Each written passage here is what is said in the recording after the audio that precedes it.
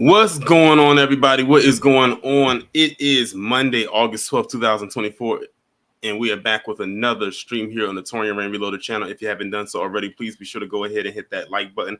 Please be sure to go ahead and hit that share button. Hit the subscribe button if you're new to the channel, and if you are new to the channel, welcome. Hit the bell twice to be notified whenever I upload a new video or go live. I would greatly appreciate it.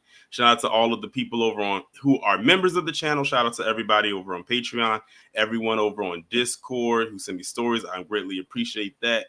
People on Instagram and X, I appreciate that as well. Make sure, again, y'all come in here and hit the like button. I can tell by the low number count, this notification probably didn't go out because right now it says I only have 27 people in here, and usually I would have way more, but it is what it is. We're going to push through and get this story out there. But before I get into all of that, let me give a shout out to everybody who was here so far. We have Miss Nisi, we got Wallow J, Cosma Fury, Travis Ware, Orlando, Raging Woody, Dante Cooper, Chris Vesey, Dewani, and Sovereign Black. So that is everybody that's in here so far, and shout out to anyone else who will be coming through later on. It's probably not going to take me this long to get through this because it's more of an update. Is one other thing I do want to talk about as a pertain, well, not so much pertains to this, but just it relates to the story altogether. So this is an update about the young man out in Texas whose name is Daryl George, who came under fire unnecessarily, but if you ask me, all because of his locks. They were not about to permit him to allow him to graduate. He ended up having to do like in-school detention. They kept doing a lot of petty things with him because of his locks. They said he was dishonoring or breaking the dress code with the hair and all of that stuff. And it was a big thing at the time, especially down there in Texas, but it eventually did become a nationwide thing. And I said, here we go again with another situation of a black person's hair being under attack. And I always tell people that, at one point it was more attack against, black women at a point in time. But now, as you can see, it's transitioned over to the males as well. And I've had numerous stories on my channel before about how they go and attack black men when it comes to their hair or just black people in general. Over the years, I've talked about it, and it's every story is more ridiculous than the last. So let me go ahead now and share my screen, and we'll go over what happened. And this went out on August the 7th. So it went out last week. And I believe that Lisa actually spoke about this too. I think she did a video yesterday. Shout out to DSB for the 20. He says, Shalom, Torian, my warrior brother. I greatly appreciate it.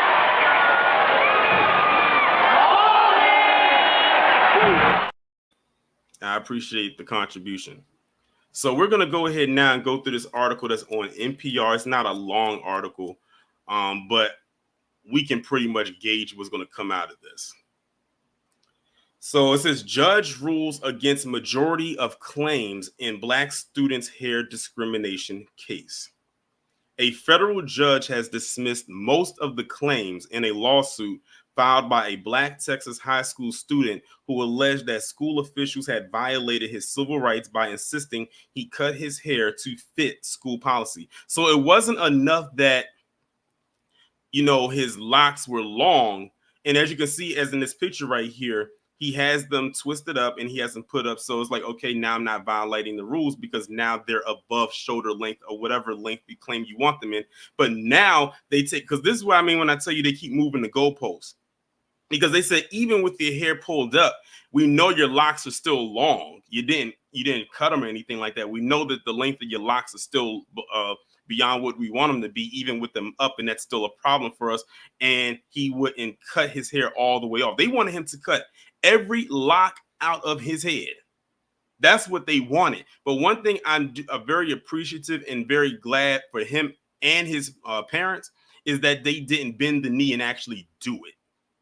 This actually kind of reminds me of a story that also came out of Texas. If y'all remember, there was a story similar to this that happened in Texas a few years before his story. That's why when I saw this, I thought it was the same story.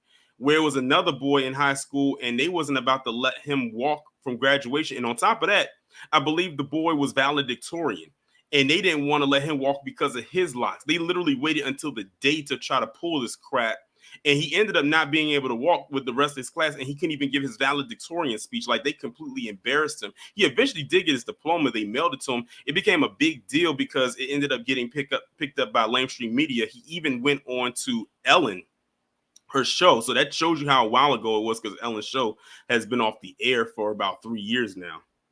And he went on there. It became a big thing. He even had a lot of celebrity out support behind it too. So when that happened for him, it was like catching lightning in a bottle. And at that point, the school board, they couldn't fight against that type of machine. So they just ended up letting it go.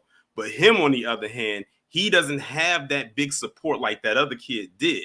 So him and his family are literally on their own, and their attorneys are on their own when it comes to this. Now, as you can see by the title, it says that they dropped it. The judge just straight up dropped it. They dismissed it, which means it wasn't even heard. They just said, okay, we see all of this, but guess what? We're still going to drop it anyway. We're going to activate our I'm white and I say so chip, and we're going to just say no.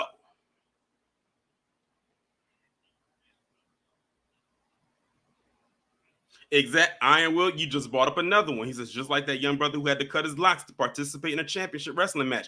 And that was in Jersey, if I'm not mistaken. I think Kazuma is in here. He can confirm or deny, but I think that was in Jersey when that happened. And his locks wasn't even as long as Daryl George's.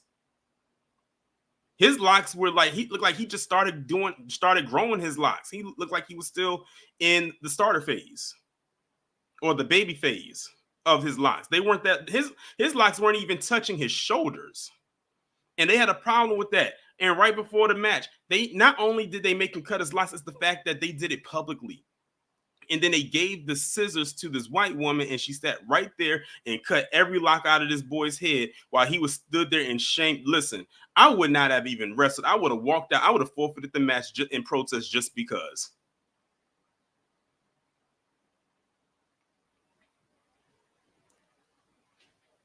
And he was a teenager as well. They had no problem doing that in front of everybody. I said they literally broke that boy, literally like how they did our ancestors on that plantation. That literally is exactly what it looked like.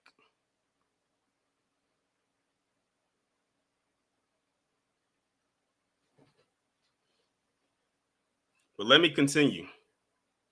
It says Daryl George's battle with Barbers Hill High School in Mont Bellevue, a town roughly 40 minutes outside of Houston, began last summer when he faced numerous in-school suspensions over his natural locks. They put that boy in numerous in-school suspensions. They were doing everything to break this boy down like a fraction, down to the molecular level. All because he wouldn't play ball, all because he wouldn't do what they wanted him to do. And that's why I keep telling you, it wasn't about the hair. It was trying to humiliate him. It was trying to break him. And they were so mad that he wouldn't do it that they started doing these little petty things like putting him in school suspension and giving him all these infragments and whatnot in order to try to say, look, the more and more you resist, the more and more we're going to keep doing this against you. And the thing is, you can't do much because you're just a student. That's probably what was playing out in their head. And this is also an example of everyone doesn't need power. Because as you can see, when you have power and you don't need it or you don't deserve it, you start to abuse it. School officials said George's locks fell below his eyebrows and earlobes, according to local media reports, which violates the district's dress code for male students. I need to see what the white students of that school who have hair, what does their hair look like? Because I'm willing to bet you many of them who have hair are probably violating the dress code themselves. George missed most of his regular classes in his junior year, spending the day in school suspension. He has to sit on a stool for 8 hours in a cubicle, his mother said. A cubicle on a stool. Is this school or is this prison? School to prison pipeline.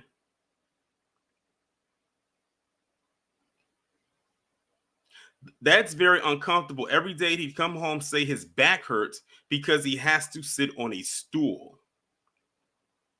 As a result, George and his mother sued the school district, the district superintendent, his principal, and assistant principal, as well as Texas Governor Greg Abbott, aka Governor Wheels, and Attorney General Ken Paxton for violation of the state's Crown Act, creating a respectful and open world for natural hair, which bans race-based hair discrimination. Look at the stuff that they made this boy do just because he wouldn't cut his locks.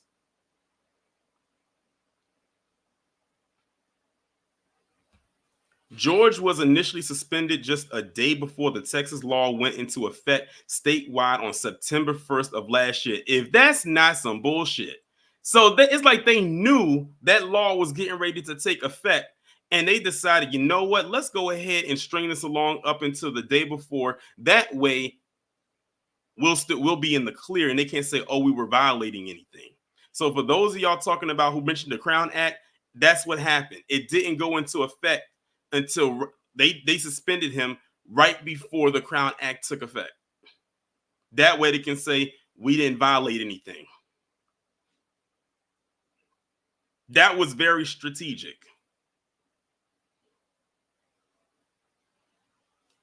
In the Tuesday ruling, U.S. District Judge Jeffrey Brown dismissed the claims against Abbott, Paxton, and the district and school employees. Brown also dismissed claims that enforcement was primarily being done against Black students, as well as the claim that Georgia's First Amendment rights had been violated as a result of the district policy. The judge said the school had not shown a quote-unquote persistent, widespread practice of disparate race-based enforcement with its policy. When it came to the free speech claim, he determined there was no precedent to demonstrate that hair length is supported under the First Amendment. See how they moved that damn goalpost? And what's so sad about this situation is you had other Black people out there when this story was really taking shape, literally saying, just cut the hair so you and keep it moving. I call those the bend the knee, buck broken Negroes. They wanted, so we know right there, if this was their kid, they would have made the kid do it.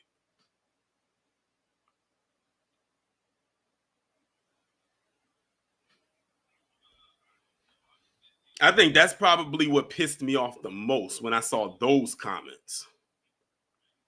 However, George's claim of sex discrimination stood. In his ruling, Brown wrote, "What is the rationale for the dress code's distinction between male and female students? Because the district does not provide any reason for the sex-based distinction in its dress code, the claim survives this initial stage." Brown acknowledged that the state's case had its issues, invoking a similar case from the 1970s, in which the judge concluded that the presence and enforcement of the haircut rule causes far more disruption of the classroom instructional process than the hair it seeks to prohibit.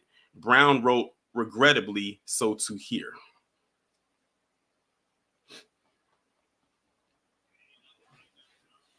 So the main cusp of the case was thrown out. The only thing that stood was the sex discrimination based on gender. Because see, they probably figure, oh, that's the, you know what? Let them have that win. We already took the main part away from him. Let's let him have that little win. It's not really going to mean much. And it doesn't. Because he would have needed, for this to really go through, he would have needed the part that they took out, which was a lot. But look at who he was up against, though. He was up against, let me see where it's at. Let me see these names again.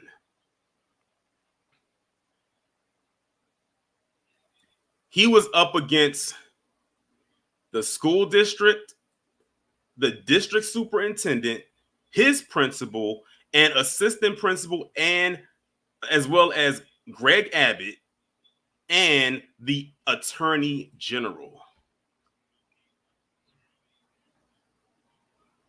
That is who he was up against in this case.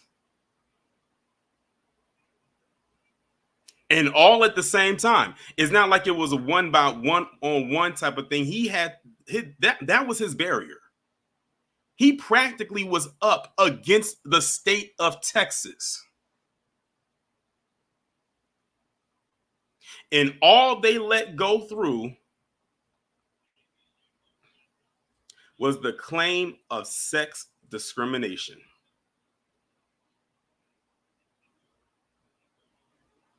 All because he wouldn't cut his locks, and claims of his locks being too long.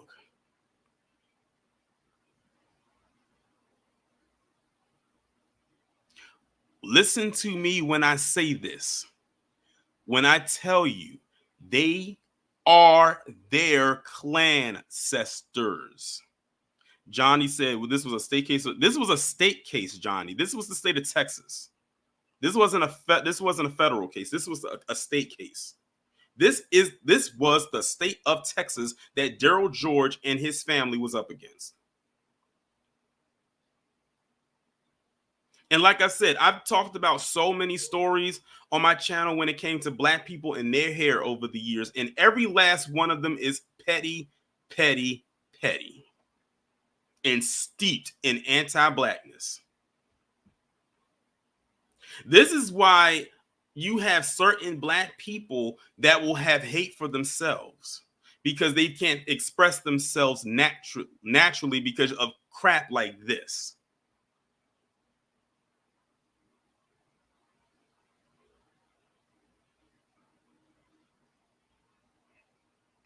So really, when you think about it, this was not a win, clearly, for Daryl George and his family.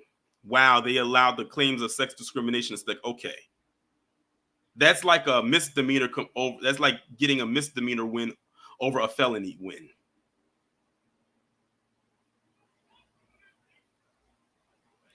And as I said before, there are so many more stories like this out there that are just like this.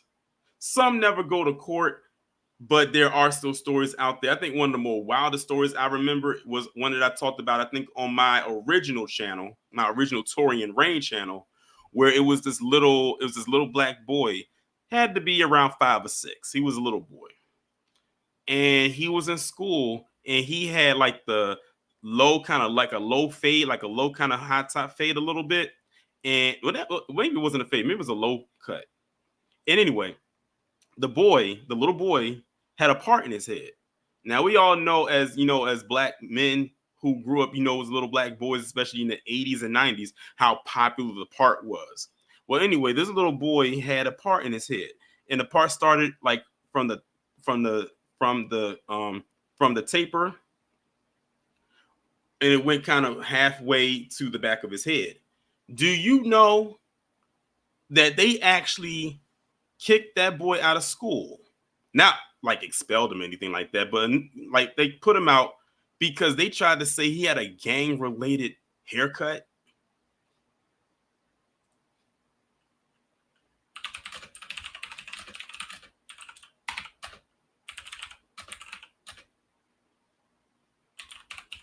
When I heard about that, I was like, what in the hell?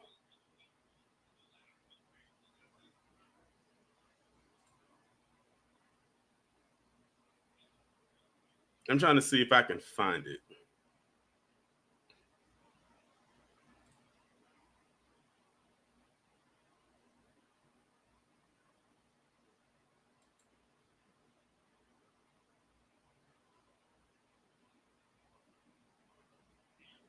The story is so old, I might not be able to find it, but there was another story. Let me see if I can find. Okay, well, this is not the story, but here's another story right here of kind of on the line of what I was talking about, but he didn't have a haircut. He had braids. Look at this. Look at this. Now, I didn't talk about this. This is my first time hearing about this one. Look at this. May 25th last year. Parents outrage after principal questioned whether son's braided hairstyle means he is a gangster. What the hell? What son? What in the, huh? Now you know that was very steeped in anti-blackness. What in the actual fuck?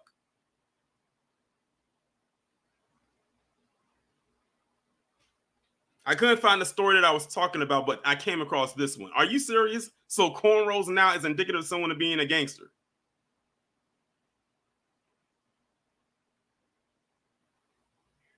He's in at the time, the little boy was in the 7th grade. So you're talking about what, he's 12? Maybe 12, about to turn 13. But it was another one too that I remember talking about too. And it did have something to do with his hair. And this one was in 2019. Let me see if I can find. Okay, so let me show you this one right here. Look at this one. Some of y'all may remember this one. Lawsuit. White school employees laugh as black boy's scalp colored with jet black permanent marker. So here's a picture of the boy right here. Let me open in a new tab and y'all can see it a little bit better. Look at this.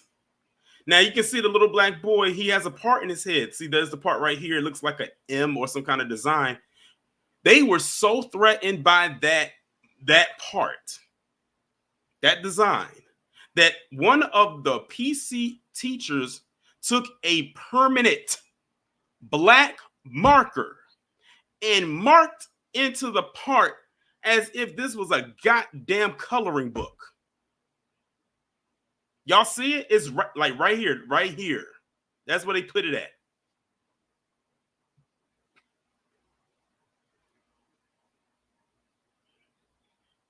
And this happened in 2019. I remember this. I think I talked about this. Like I told you, there are so many stories that I wanted to pull up, ones involving black boys, because that's the subject matter here. There are a plethora about women and girls, a lot of them. It practically started with them. But now, as you can see, it trickles down to the boys.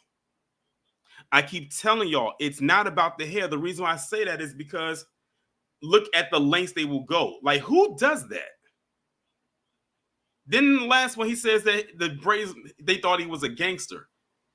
That's why I said it's not about the damn hair. Just like with Daryl George, it's not about violating no damn dress code. It's amazing how every time there's a dress code and every time something comes up about a dress code violation involving a black student, it goes back to their hair, especially if you got locks. Really, what I truly believe it is a jealousy and envy thing. That, to me, is what it always will go back to. Shout out to DSB for the 5.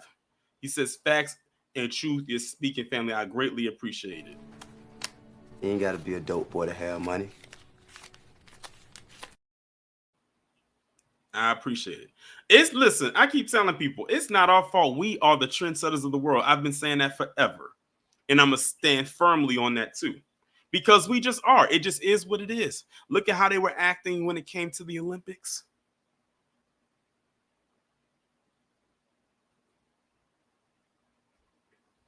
Shout out to Miss Nisi for being a member for 6 months. I appreciate it. She said, thank you, Torian, for always informing and educating the family. When you're successful, you got new friends like Benjamin, Ulysses, and my favorite, Woodrow. Appreciate it. Rokamura said, if you think about it, we can put our hand to all kinds of styles. You know what? I'm glad you said that, because the last thing I'm going to show y'all before I end this off, and I didn't even mean to go into giving more examples outside of Daryl George, but sometimes the spirit just leads you in that direction. But I'm going to show y'all this one thing right here. And to the ladies, prepare to be pissed off. For the women in the chat, be prepared to be pissed off. Now I'm going to bring up something involving the ladies about something that just recently happened over on TikTok. So look at this nonsense right here. Now, this was actually going to be a whole separate stream that I was supposed to do last week. But then I said, you know what? I'm talking about Daryl George. Let me just go ahead and just slide this one in here, because this doesn't need to be its own stream. Honestly, I could have just turned it into its own video, but it was just sitting there. So I said, you know what? Today's when I'm going to talk about it. So, ladies, yet again, you have your PC counterparts literally invading their way in, trying to take something away that you've already done and made very popular over the years. So it says right here, TikTokers, let's be honest, PC TikTokers are rebranding twist outs as the Mama Mia hairstyle. Are you kidding me? You know what? Let me just actually play this because I think this would be better. Listen, listen, listen, listen. Fuck up, fuck up, fuck up, fuck up. Get out! Is exactly what they can do. So look at this, y'all. What? Huh? Now, for those of y'all who are unaware, Mamma Mia is a Broadway play turned movie that came out a few years ago. And one of the main characters in the movie has a hairstyle where her hair is long, is blonde, and is real curly after being taken out of a braid. Just call it the damn twist. I see. The thing is, what they want to do is they want to have as much detachment from black people as possible. So they said, why don't we just take from them and repackage it and rebrand it? And then if we make it popular enough, then later down the line, we can say we the ones that came up with it. It's a damn twist out.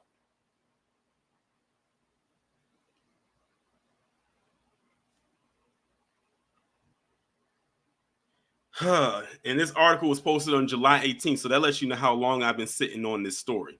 Shout out to David Joseph for the 5. He says, kind of like the late Paul Mooney said, their problem is that we got free. We used to be all up in their houses. That's why they keep effing with us.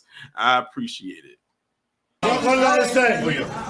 Tell them to bring me my money. I appreciate it. So let's read into this nonsense, shall we? If you're a black zillennial, then you know twist outs are not a new concept. Far from it. And a twist out, all that is you taking your hair out of a twist. That's all it is. When I went on my trip to the Bahamas, y'all saw the video. Y'all saw how I had my hair in what they call a 2-strand twist while I was on my trip. And what happened when I took them out so I can wash my hair? That was called a twist out. Not no damn Mamma Mia. It says the process involves twisting sections of damp hair, allowing it to dry, then unraveling the twist to create defined bouncy curls. Still, even in 2024, white influencers are trying to repackage a culturally significant look. And this is exactly why a lot of black people on TikTok a couple years ago went on that boycott. Y'all remember it. They went on that boycott because they weren't getting properly represented when it came to the dances, but they gave all the representation to the white people that copied their dances. I keep telling y'all, that movie Bring It On is more than a quote unquote cheerleading movie. As a kid, when I first watched it, that's what I saw it as. But as I got older and became a little bit more aware, then I saw that movie for what it was. And that movie came out 24 years ago.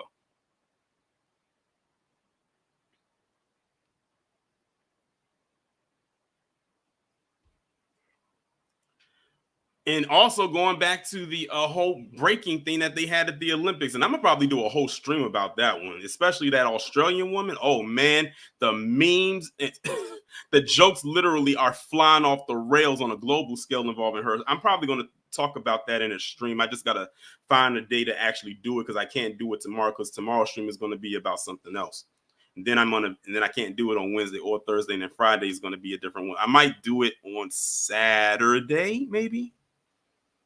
Because that was a whole ass mess right there. But let me get back to the article. The recent trend on TikTok of white influencers rebranding twist outs as the Mamma Mia hairstyle has sparked significant controversy online. This constant cultural appropriation underscores the persistent issues of racial insensitivity and lack of cultural awareness that often arise in social media spaces. And it says that so here's a video right here of it actually happening.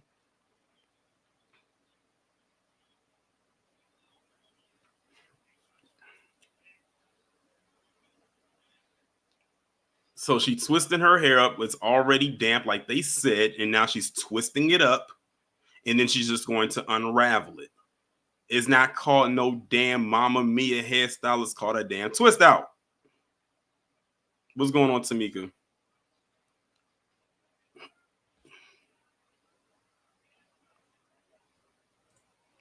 Damn. It's a bunch of bull. The hairstyle reflects the natural beauty and versatility of Black hair and carries historical and cultural significance. For many Black girls, twist outs are more than just a hairstyle. They celebrate the heritage and expression of identity. The term "quote unquote" Mamma Mia as a descriptor for twist outs is problematic on multiple levels. Not only does it strip the hairstyle of its cultural origins and significance, but this kind of rebranding erases its history and meaning, reducing it to a mere trend and overall being culturally insensitive.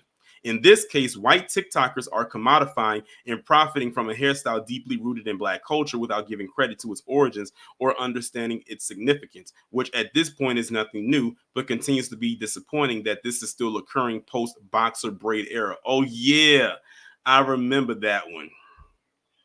And don't forget about the mini buns, which was basically Bantu knots.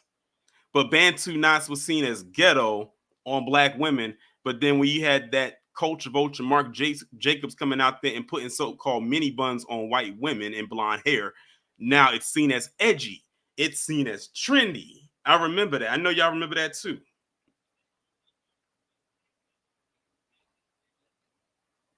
This new Mamma Mia trend highlights how Black culture is often appropriated and misrepresented in mainstream media. Black hairstyles, fashion, music, and vernacular are frequently adopted by non-Black individuals who seek to appear trendy or edgy. What did I just say? Those are the two words that I just used.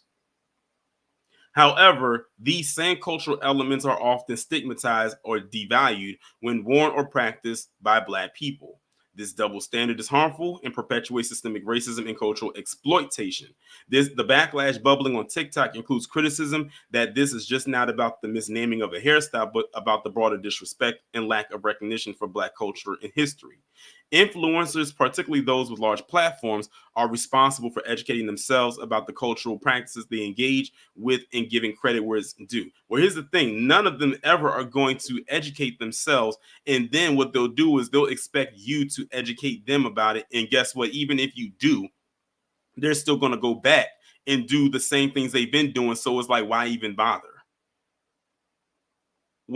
Listen to me when I tell you, again, they are their clan ancestors. Their clan ancestors took and colonized, and their offspring are doing the same thing. Wash, rinse, repeat. If y'all watched, I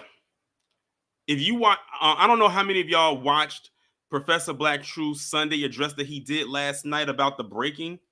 Watch that. It's something he says in there, I think towards in like the last 5 minutes, or the part where he gets about jazz in there, that's very potent, because a lot of Black people unfortunately think that we just gave away our intellectual property or we just gave away our creativity. No, a lot of that was stolen, literally snatched away. And what they'll do is they'll repackage it. That way they can say they made it. That way, if we ever try to get it back, they can say, oh, they didn't make it because it wasn't called this or it didn't have that. So they'll take it, repackage it, rebrand it, rename it, manipulate it, and say it's theirs. That way, by the time we get to it, we don't know what the hell we're looking at until they slip up and say, wait a minute, that looks like what we did, just like what they did with the word woke. Again, they are their clan ancestors, and they colonized to this day, just like their clan ancestors did, but just on a level where you can actually see it, and it's not as extreme as far as just taking over a landmass and throwing people on there to work the land for free.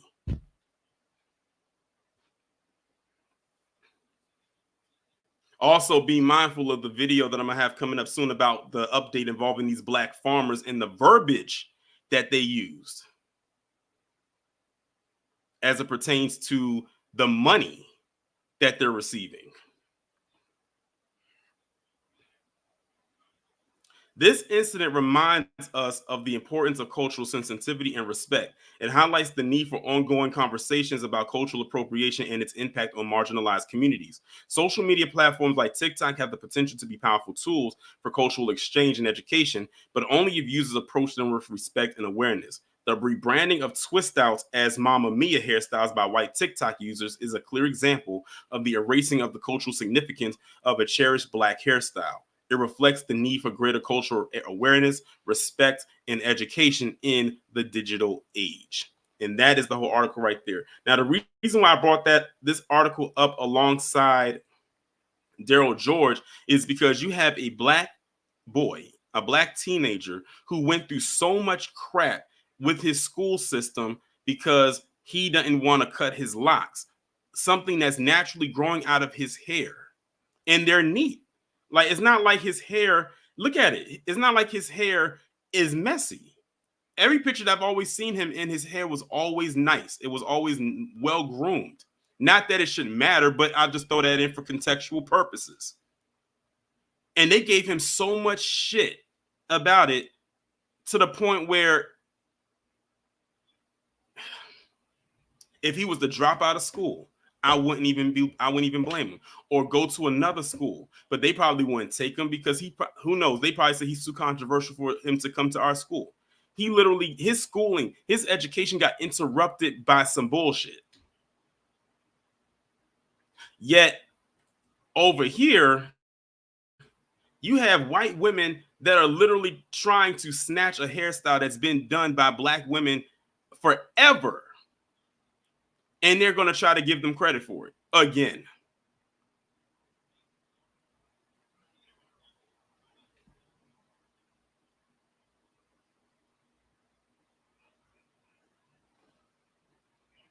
And it's up to us, at the very least, to call it out for what it is.